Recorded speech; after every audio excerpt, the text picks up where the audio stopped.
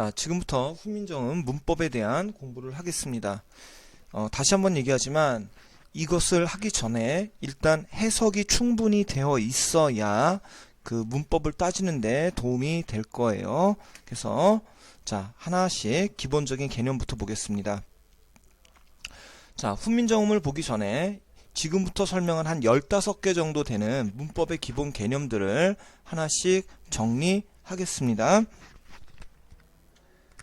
자, 먼저 보면 1번 이어적기. 자, 이어적기라 하는 건 이어진다, 요거는 요 앞에 받침이라고 적어줘. 아래에 있는 받침을 뒤에 이어서 적는다. 그래서 자, 여기를 보면 그 옛날 중세국어, 근대국어를 표기하는 방법은 이렇게 세 가지 경우가 있었습니다. 그래서 지금처럼 적는 거를 끊어적기라고 했고, 그래서 받침을 뒤가 아니라 이렇게 음절 단위로 끊어서 읽는 거를 끊어적기라고 했고요. 자, 이 받침을 뒤로 보내가지고 요 형태로 적는 것을 뭐라고 했냐면 이어적기라고 합니다. 그 다음 거듭적기라 함은 받침을 2번 적는 거야. 그래서 자, 우리는 뭘 기본으로? 이어적기를 기본으로 알고 그 다음에 끊어적기, 거듭적기를 생각하면 되겠습니다. 자, 요거는 어떤 단어에 이게 사용됐다 이거를 외우려고 하지 말고 요 이어적기라고 하는 끊어적기나 거듭적기라고 하는 말을 이해해서 그 단어가 나왔을 때 적용시킬 수 있도록 공부를 해줍니다. 자, 받침을 뒤로 보내서 적는 걸 이어적기.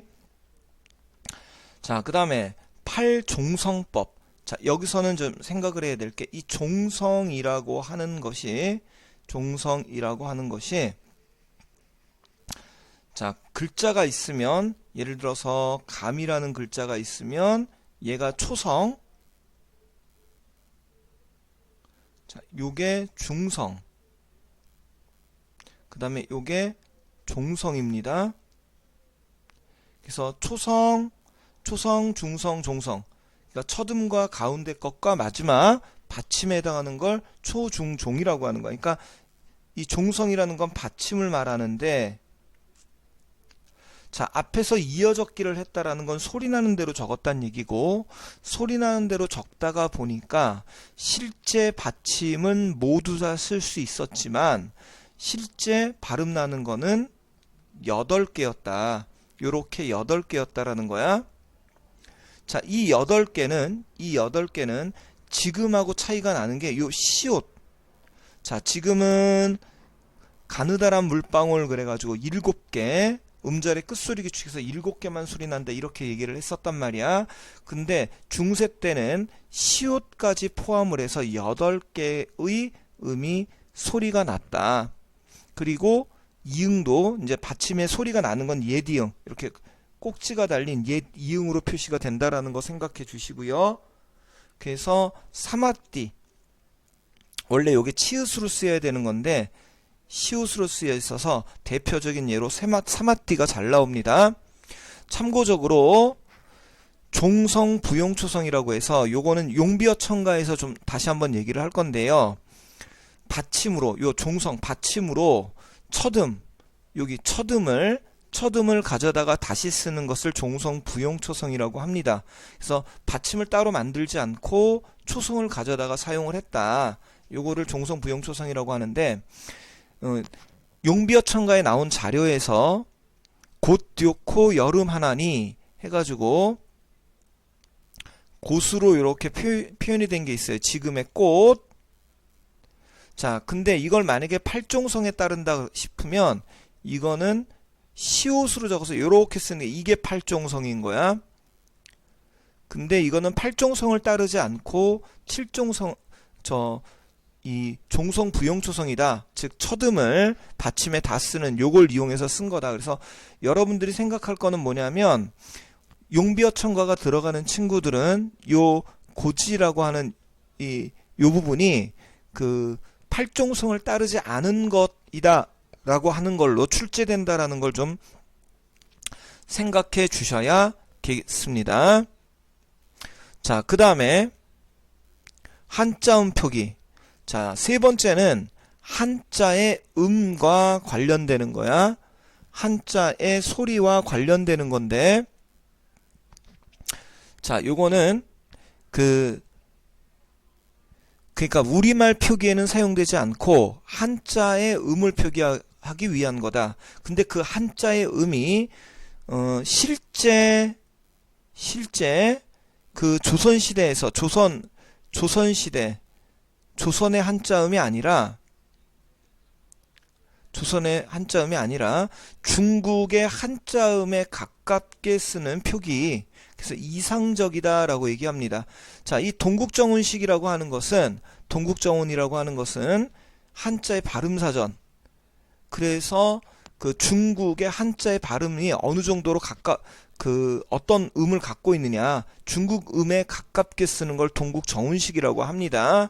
그래서 이거는 우리의 발음과는 다르다라는 거, 이게 중요해. 현재하고도 다르고 당시의 발음하고도 다르다.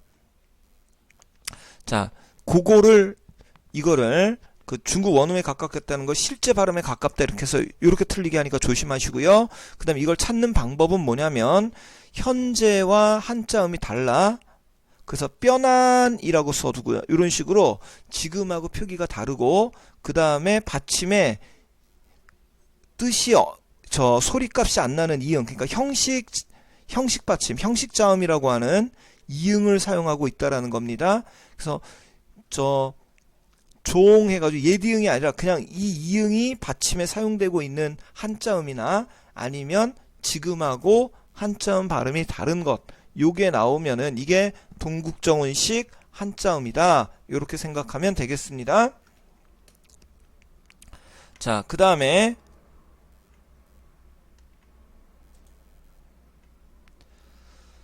자, 네 번째로 모음조화. 자, 모음조화는요, 의미를 좀 생각해야 돼. 모음이 조화를 이룬다. 뭔가 모음이 어울린다라고 하는 게 모음조화야. 그래서 자, 여기서 모음조화라는 건 양성은 양성끼리, 음성모음은 음성모음끼리, 양성은 양성끼리, 음성은 음성끼리 서로 어울리는 그것을 모음조화라고 합니다. 자, 그러니까 뭘 말하는 거냐면, 양성이라고 하는 건 여기처럼 아래 그 다음에 오, 그 다음에 음성은 우, 이걸 양성, 요쪽을 음성이라고 해. 요걸 따라서 해보면요, 촐랑촐랑하고 출렁출렁, 촐랑촐랑 가볍고 까부는 느낌이고요, 출렁은 묵직한 느낌입니다. 마찬가지로 마가라와 먹어라 보면 이 옛날에는 지금도 마찬가지지만 이 용언에서 동사나 형용사에서 요 끝이 아로 끝나면 아라하고 어라 중에서 요 글자들을 맞춰가지고 이렇게 써나가는 거. 그 다음에 심지어는 조사 같은 경우에도 나는 너는이 아니라 나 같은 경우는 여기가 아이기 때문에 아의 짝 요게 왔고요. 너일 때는 이거의 짝 의가 왔습니다. 이런 식으로 양성과 음성을 서로 구별해서 쓰는 걸 모음조화라고 합니다. 이 모음조화가 중세국어에서는 훨씬 더 강하게, 지금은 많이 이제 무너졌고요, 상당히 강하게 사용됐다라고 하는 것이 이 중세국어의 특징입니다. 자, 그 다음 어두자음군. 단어의 머리 앞에 자음이 모여온다, 이게 어두자음군입니다. 그래서 어두자음군은 그 단어의 앞머리에 자음이 모여온다, 합영병서가 온다. 자, 요런 식으로 서로 다른 게 이렇게 모여있는, 자음이 모여있는 걸 합영병서라고 합니다. 그게 위치한다라는 거야. 그래서 뜨들의 요런 거라든가 또의 시옷디귿 요런 식으로 받침에 예를 들어서 지금처럼 이렇게 오는 건 이건 어두자음군이 아니야. 처음에 올 때만 어두자음군으로 얘기합니다. 그거 주의해 주시고요. 자, 그 다음에 순경음 비읍은 자, 제자 원리에서 얘기할 때 순음 미음에서 만들어진 글자 요거를 순음이라고 하는데 미음이나 비읍이나 피읍이나 등등등등을 요걸 순음이라고 하는데 그 아래에 이응을 적어서 적는 걸 뭐라고 하느냐면 순경음 비읍이라고 합니다. 그래서 여기서 이제 그냥 순음과 순경음 요 경음이 가볍다란 뜻이어서 이 원문에는 어떻게 되냐면 입술 가벼운 소리, 입술이 가벼운 소리다. 이렇게 지금 표현을 하고 있거든요. 그러니까 순경음이라는 말을 한글로 그대로 풀이를 해놨다고 보면 돼. 그래서 자, 요거는요 성대가 울려 나오는 소리, 미음에서 만들어진 글자에서 성대가 울려 나오는 소리의 표시로서 요걸 표기했다고 보면 되고, 국어에서는 요 비읍에 사용된 순경은 비읍만 사용이 됐습니다. 그래서 자, 요거는 보면은 그러니까 비읍이 영어의 비에 가깝다면 요 순경은 비읍은 V에 가까운 소리다라고 보면 돼. 그러니까 뭐 참고적으로 P가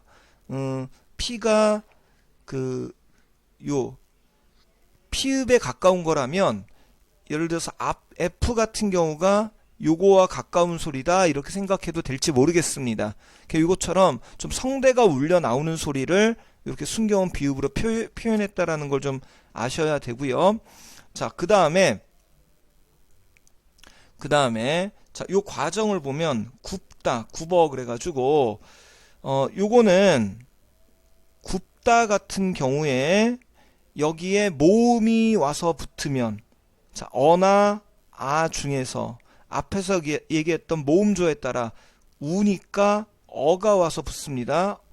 굽어가 이렇게 오면 옛날에는 이것을 어떻게 적었냐면 이어적기에 따라 받침을 뒤로 보냈습니다. 그래서 구버 이렇게 쓰는 상황이 될 거야. 자, 그 다음에 우도 모음, 어도 모음, 모음과 모음 사이에 비읍이 껴있단 말이야.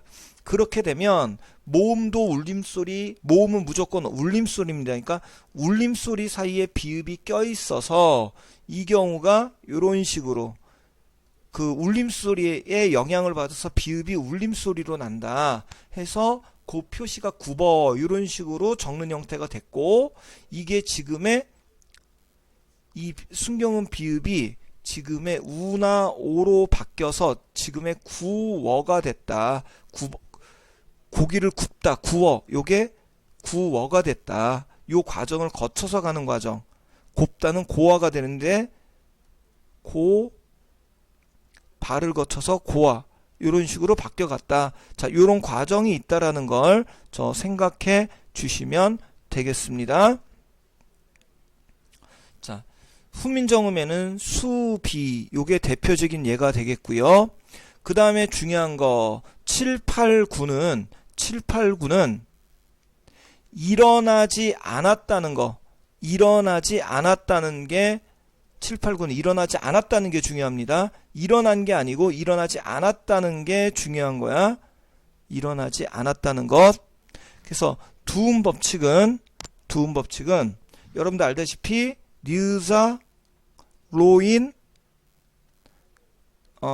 리발소 이런 거란 말이야. 리으사들이 노인 리발소에서 노인들의 머리를 깎고 있다. 이건 이제 북한식이죠. 그러니까 이렇게 안 되고 여자, 노인, 이발소 이런 식으로 되는 게 두음 법칙이란 말이야. 근데 훈민정음을 만들었을 때는 이 두음 법칙에 적용을 받지 않았습니다.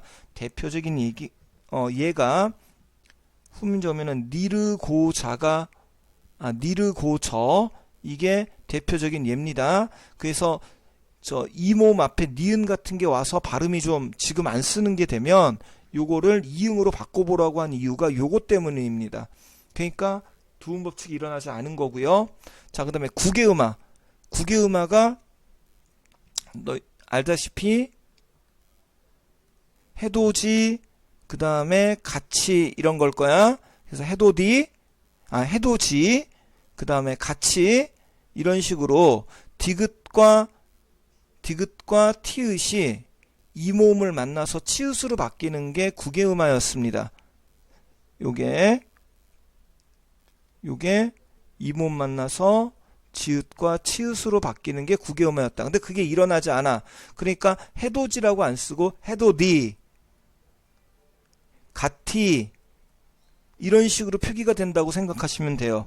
해돋이 보러 가서 우리 같이 해돋이 보러 가다 뭐 이렇게 되는 거죠.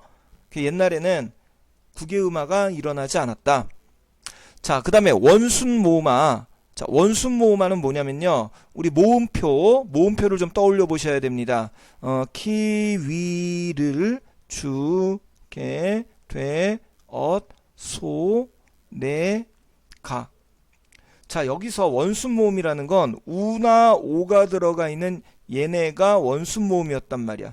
그래서 원순모음화라는 건 원순모음이 아닌 게 원순모음으로 바뀌었다. 즉 얘네들이 아닌 게 이걸로 바뀌어가는 걸 원순모음이라고 합니다. 그러니까 대표적인 예로는 이 의가 이렇게 우로 바뀌면 원순모음이다 이렇게 얘기를 했어. 특히 그냥이 아니라 여기처럼 미음에서 만들어진 글자 순음 뒤에 의가 우로 바뀌면 이게 그 원순 모음화라고 생각하면 됩니다. 그러니까 옛날에는 물, 불, 풀, 뿔 이런 식으로 적었다고 생각하면 돼. 그래서 요거는 전부 우로 바뀌었습니다. 의가 우로 바뀌는 거 이게 원순 모음화. 대표적인 예는 본문에 스물이 나옵니다. 스물. 자, 요게 원순 모음화고요. 그 다음에 명사형 어미 옴과 움은 자, 일단 명사형 어미라는 건 영어로 치면 동명사 같은 거 만들 때 동사에 ing 붙이는 게 거와 같다고 생각하면 돼. 예를 들어서 먹다 같은 경우면 우리는 어떻게 하느냐 하면 이걸 명사처럼 쓰려고 뒤에 이제 조사, 을을 뭐 이런 것들을 붙이려면 먹기를 잘한다. 그 다음에 먹음을 뭐 이런 식으로 먹음, 먹기 해서 기나 음을 씁니다. 근데 요 기나 음과 같은 역할을 했던 게 옛날에는 음과 소리가 비슷한 옴하고 우음이야. 물론 옴과 음은 왜 이렇게 구별해서 썼냐면 모음조화를 따라가지고 양성일 때 옴, 음성일 때 음을 썼습니다. 그래서 대표적인 건 수매, 본문에 나오는 건 수음에 해서 요게 지금 사용이 됐고요.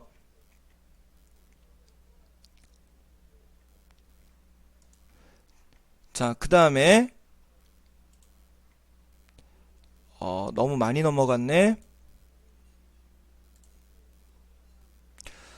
자, 그 다음에 11번 요거는 없어진 글자 4개를 나열했습니다. 없어진 글자 4개는 포인트가 뭐냐면 없어진 글자 4개는 요 여린이읍 반침 예디응 아래아 그래가지고 요 없어진 글자의 명칭 꼭 좀 암기해 주시기 바랍니다.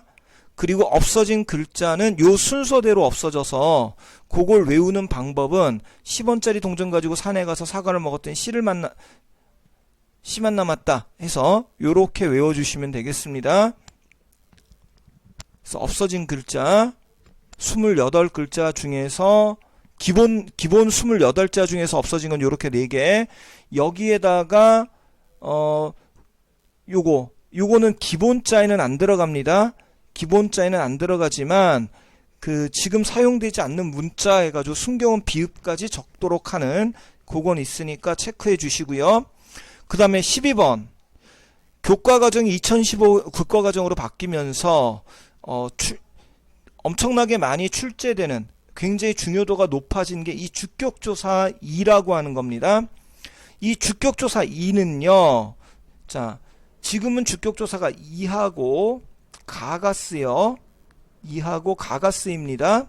자, 근데 옛날에는 뭐만 사용됐냐면 2만 사용이 됐다. 2만 주격조사로 사용이 됐다. 근데 그게 앞에 오는 게 어떤 상황이냐에 따라 이렇게 세 가지 경우로 쓰였습니다. 요걸 반드시 구별해서 암기를 해 주셔야겠습니다.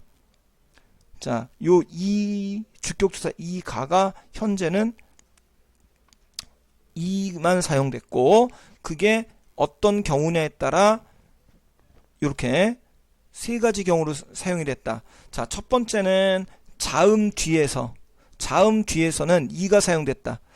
착각을 하면 안 되는 게 말싸미는 이어적기를 한 거니까 원래 말싸움에다가 이가 붙은 형태입니다. 미음은 뒤로 보낸 거고요. 그래서 여기가 이가 사용된 예. 자음 뒤에서는 이가 사용됐고, 자, 그 다음에 모음, 이모음 뒤 혹은 요게 이제 반모음 이어도 상관은 없습니다. 자, 반모음 이. 그래서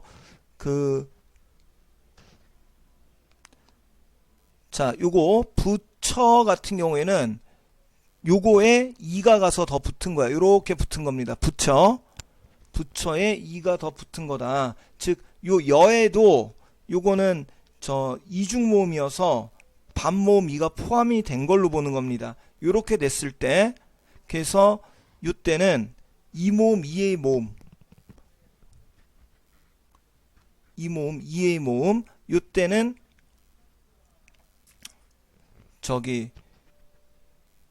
이가 붙여서 부처 이렇게 사용이 됐고요. 그 다음에 공제 같은 경우에도 이렇게 사용이 됐습니다. 자, 그 다음에 여기 요때는 생략이 됐던 거야. 생략이 되는 경우. 그래서 불휘해서 이거 뿌리. 자, 뿌리. 이렇게 되면 요게 지금 요 부분이 하나 뿌리가 여기서 이제 불휘라고 하는 것 자체가 뿌리가 되겠습니다.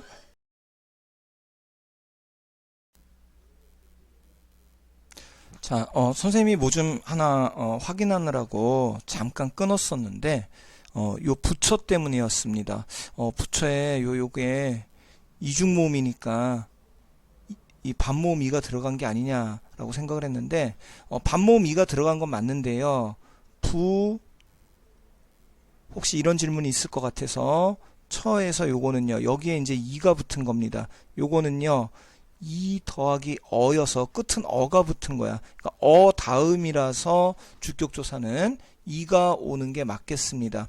그래서 자, 여러분들 생각할 거는 자, 주격조사 이모음 이의 모음 뒤 반모음이나 이모음 이의 모음 뒤에서는 부처는 요게 이가 붙는다.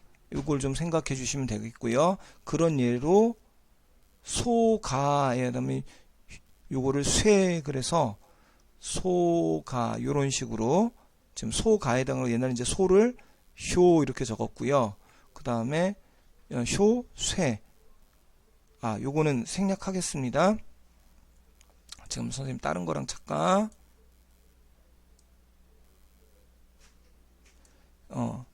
그래서 소가 효 이렇게 돼가지고 효 이렇게 돼서 여기에 이제 이가 붙는 형태 그래서 쉐 소가 이런 식으로 적었던 게 하나의 뭐 예로 얘기할 수가 있겠습니다. 자, 그 다음에요. 그래서 주격조사는 요거 반드시 쓰이는 경우들을 구별을 해서 암기를 해주시기 바라고요. 그 다음에 방점 사용. 자, 방점에서 먼저 외워줘야 될 거. 방점은 말의 높낮이를 하기 위한 거다. 중국어에 사성체계라고 하는 게 있죠.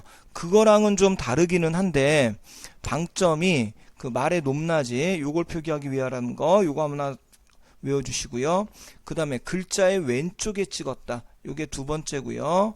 그 다음에 그 중에서 상성이라고 하는 게 현재에 와서 긴 소리로 바뀌었다. 요 세 가지는 기본적으로 암기를 해주셔야 됩니다.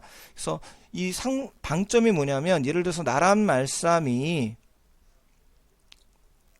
이런 식으로 돼 있으면 요쪽 옆에 점이 찍혀 있죠. 나랏 여기 점 찍혀 있고 말에도 점이 두 개 찍혀 있고 이렇게 찍혀 있는 요게 지금 방점입니다.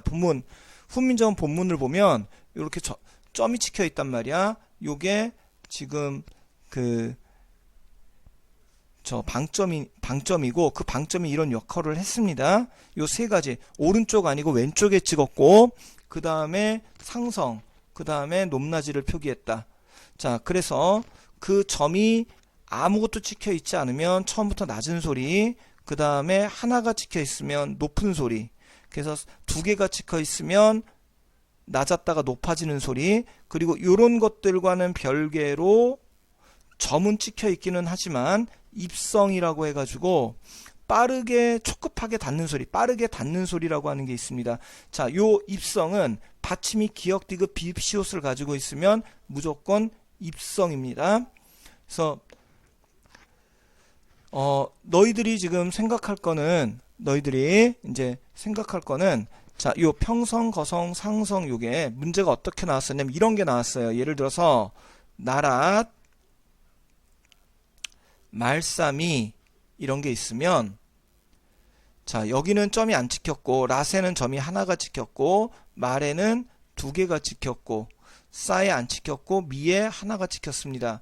그러면 높낮이를 요걸 가지고 그려보면 아무것도 없는 건 평성, 그 다음에 랏은 하나가 찍혔으니까 거성, 말은 낮았다가 높아지는 소리, 싸는 아무것도 없으니까 그 다음 미는 높은 소리. 그래서 이거는 한다 그러면 나랏, 말싸미 뭐 이런 식으로 될 거야. 나랏, 말싸미.